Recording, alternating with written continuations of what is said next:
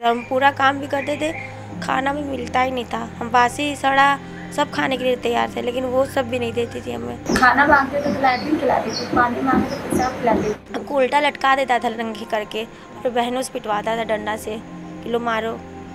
झलुआ झुला झुला के मारते थे, सब गाना गा गा के मारते थे। पुलिस को यहाँ आकर पूछना चाहिए ना, नंबर में मांगना चाहिए ना, कुछ मांग ही नहीं रहा है, पैसा वैसा खा के बैठ गया है। स्क्रीन पर जो आप लड़की देख रहे हैं ये है अंजू पांडे। यहाँ ये बड़ी ही खूबसूरत लग रही है, आंखों में जवानी की चमक है और गालों पर एक अलग सी लाली है। अब जरा आप दूसरे विजुअल्स देखिए। लड़की की आंखें धसी हुई है और आंखों में नजर आ रहा है ढेर सारा दर्द। चेहरा फीका पड़ा हुआ है और बाल ऐसे लग रहे हैं जैसे कितने सालों से इनमें कंघी नहीं गई। पहले और इस विजुअल्स में काफी अंतर नजर आ रहा है। ऐसा लग रहा है कि ये दोनों अलग अलग लड़की है, लेकिन माफ करिएगा ऐसा कुछ नहीं है। ये दोनों सेम लड़की है, यानी पहले और इस विजुअल्स में जो लड़की है उसका नाम अंजू पांडे है। बस अंतर है तो इतना कि पहली तस्वीर 7 साल पहले की है। सिर्फ हम और आप ही नहीं, इसके घर वाले भी अपनी बेटी को नहीं पहचान पाए थे। लेकिन इन 7 सालों में ऐसा क्या हुआ कि उस लड़की की ऐसी हालत हो गई? जब आप इसके पीछे की कहानी जानेंगे तो आपका इंसानियत से भरोसा उठ जाएगा। कोई कैसे इतना हैवान हो सकता है जिसने इस लड़की को जिंदा लाश बनाकर छोड़ दिया।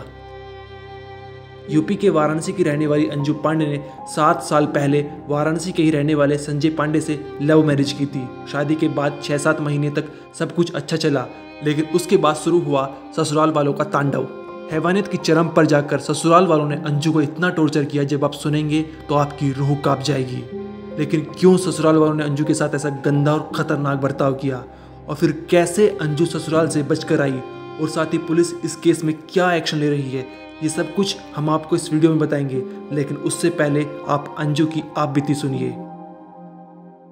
हम लोग अपने पसंद की शादी किए हैं संजय पांडे से। लहतारा नहीं बचती रहता। जब गए तो बहुत अच्छे से रखा, 6 महीने तक बहुत अच्छे से रखा। फिर उसके बाद वो खुद मारा, फिर मनवाना स्टार्ट कर दिया अपने फैमिली से, पूरे परिवार से, अपने बहन सुंदरी पांडे से, अपनी माँ से उषा पांडे, प्रियंका से, खुशबू से, सबसे बोल दिया कि लो मारो। अब वो भी मारता था, पूरे परिवार भी मारते थे। हम पूरा काम भी करते थे, खाना भी मिलता ही नहीं था। हम बासी सड़ा सब खाने के लिए तैयार थे, लेकिन वो सब भी नहीं देती थी हमें।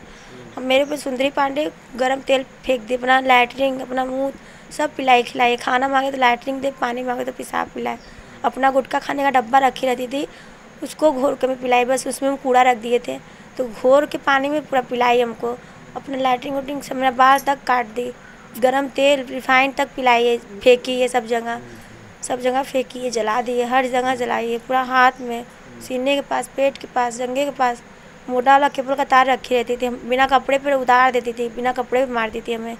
काम करा सफा कपड़ा देती थी कचारने के लिए, दोबारा लोग कचारो। दिन भर से काम कराती थी, खाना हमको मिलता ही नहीं था। जब हम बर्तन मांजने जाए, जो जूठा रहता था भूख के मारे हम तड़पे, हम उसको खा लेते थे। चाय तक नहीं देती थी, चाय पत्ती जो देता था हम चाय पत्ती को गाड़ के पी लेते थे कि थोड़ा बहुत तो निकलेगा चाय, हम उसको पी लेते थे।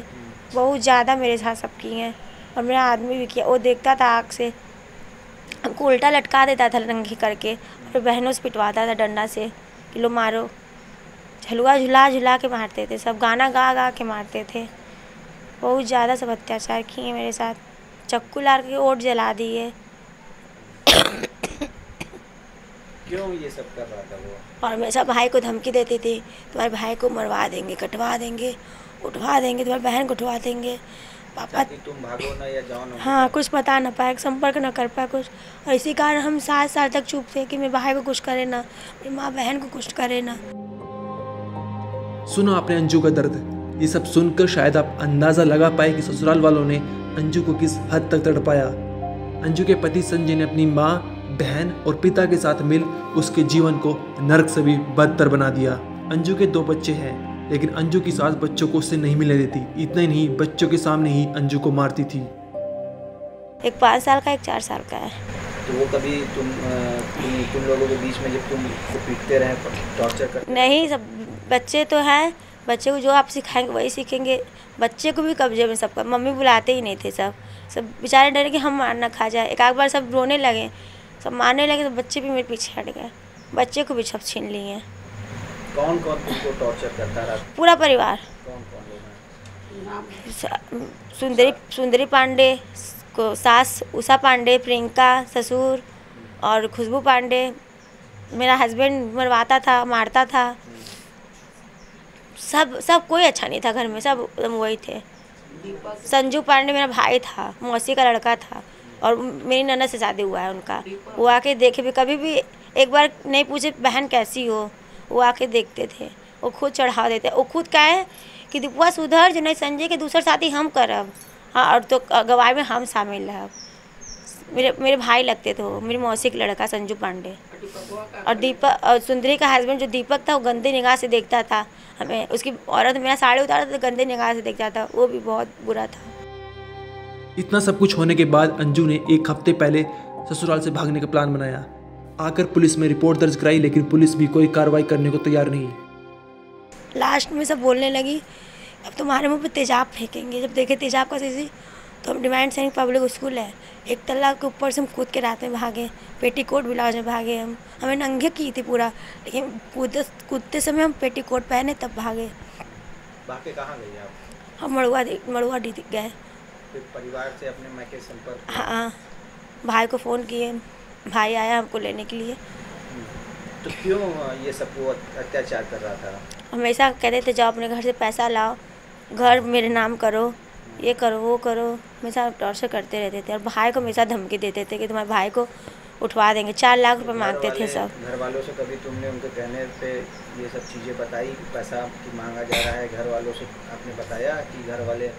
हाँ, हम कहे तो मम्मी बोली पहले तुम आओ जाओ, सब कुछ कर देंगे हम। पहले आओ तो तुम बात तो करो, लेकिन सब करने देते नहीं थे, मिलने देते ही नहीं थे। मेरे पापा एक बार गए भी थे कि माफ़ी मांगे सुंदरी से, सुंदरी अब मिल जाओ, माफ़ कर दो। मिठाई लेके पापा को रेत उतार करके पापा का नाम लेके भगाई और हमको अंदर बंद करी थी। पापा उसी सदमे में हम हाँ, डेट हो गया पापा का। क्या चाहती हो अब तुम? हम सोचते हमसे बुरा सबका गति हो, जितना हमसे उससे कई गुना ज़्यादा सबसे है। कितने साल तक तुम्हारे साथ? 7 साल। कब तक सही रहे सब? बस ज़्यादा नहीं, बस नहीं 6 साल में ना, बस अच्छे से थे। फिर उसके बाद हमारे साथ वो करने लगे। अभी पुलिस में आपने कंप्लेन भी किया है? कोई पकड़ा गया है कि नहीं? नहीं पकड़ा है, कोई नहीं पकड़ा रहा है। कुछ सुनवाई ही नहीं है। पुलिस को यहाँ आकर पूछना चाहिए ना, नंबर में मांगना चाहिए ना, कुछ मांग ही नहीं रहा है। जब पैसा वैसा खा के बैठ गया है। संजय के घर वाले लगातार अंजू से मायके की ज़मीन और पैसे मांगते थे, जिसके चलते वे बार बार अंजू के साथ बुरे से बुरा बर्ताव करते थे। अंजू की मां हेमा पांडे का कहना है कि 7 साल बाद बच्ची का चेहरा देखा है, हमारा पहचान पाना भी मुश्किल था। 7 साल जैसा शादी हुआ नहीं, एक बार भी नहीं मिले। अभी मिली जाते हैं? अभी जाके मिली। देख के आप लोगों को कैसा लगा? क्या पहचान पा रही थी इसको? कैसी थी? पहचानने लायक नहीं थी, एकदम नहीं पहचान पा रही थी। कोई नहीं, मेरा बहन के लड़का देखा, हमारा लड़का देखा, खुद नहीं पहचान पाया। एकदम हालात एकदम ख़राब था। दिमाग पर बहुत बुरा असर है। पूरी अंग में दर्द है लड़की के, बेचैनी है, बुखार है, सर्दी खांसी, दही में पूरा दर्द है। दिमागी रूप से कमज़ोर, हाँ कमज़ोर है दिमागी रूप से। सदमे में एकदम डर में है। डर में तो एकदम है, सदमे में। बीच बीच में डरती भी है या सोते समय भी घबरा जाती होगी? हाँ घबराती है, चीख जा रही है सोने पर। देखिए ना, चीख जा रही है, आँखें खोल कर सो रही है। डॉक्टर का कहना है कि अंजू की हालत बहुत ज़्यादा खराब है। सही होने में कितना समय लगेगा ये बता पाना भी मुमकिन नहीं है।